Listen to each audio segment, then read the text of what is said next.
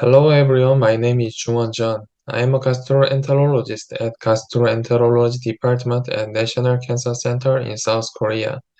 I would like to thank you for watching this commentary on our recent paper, which is entitled Prolonged Patency of Fully Covered Self-Expandable Metal Stent with an Externally Anchored Plastic Stent in Distal Malignant Biliary Obstruction.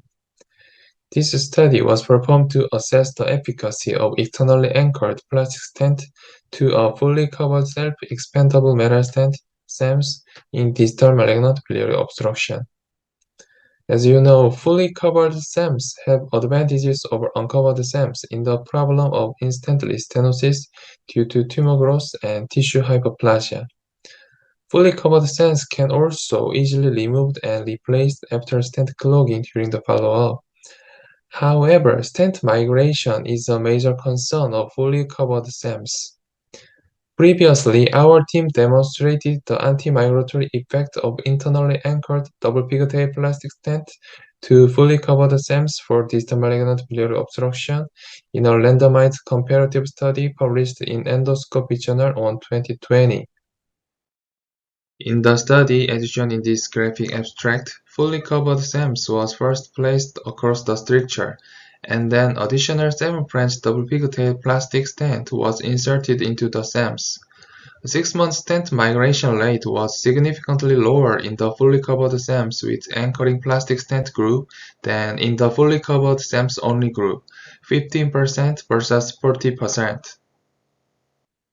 However, we noted some cases where the plastic stent was removed along with the migrated fully covered metal stent requiring reintervention. To solve this problem, we have devised an alternative anti-migration technique.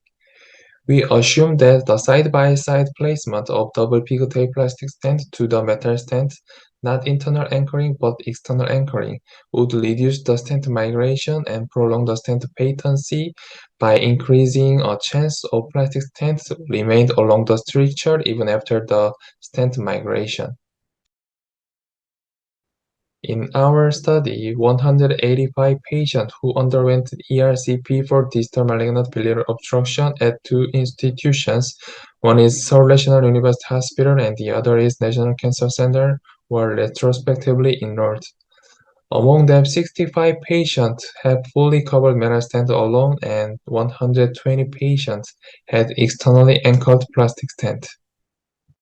As shown in this figure, for the patients in the external plastic anchoring group (EPS group), 7-branch double-pigtail plastic stent was placed first, then fully covered SEMS was placed side by side. For increasing the anchoring effect, the proximal tip of the plastic stent was placed over the metal stent and intrahepatic anchoring was prepared. The main outcome of the study, median stent patency was significantly longer in the EPS group compared to the fully covered SEMS-only group, 342 days in the EPS group versus 240 days in the fully covered SEMS-only group.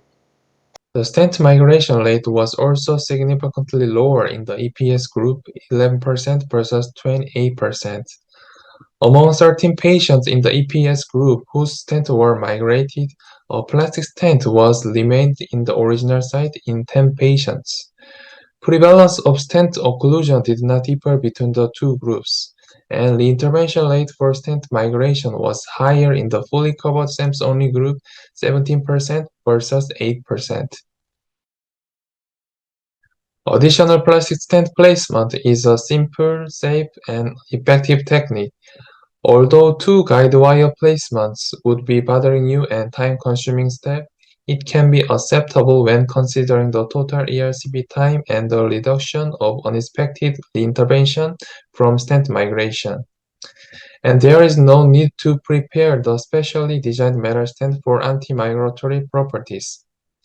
In conclusion, our novel and simple technique of anchoring an external plastic stent may decrease the risk of fully covered metal stent migration and prolong the stent patency in the distal malignant biliary obstruction. Thanks for your attention.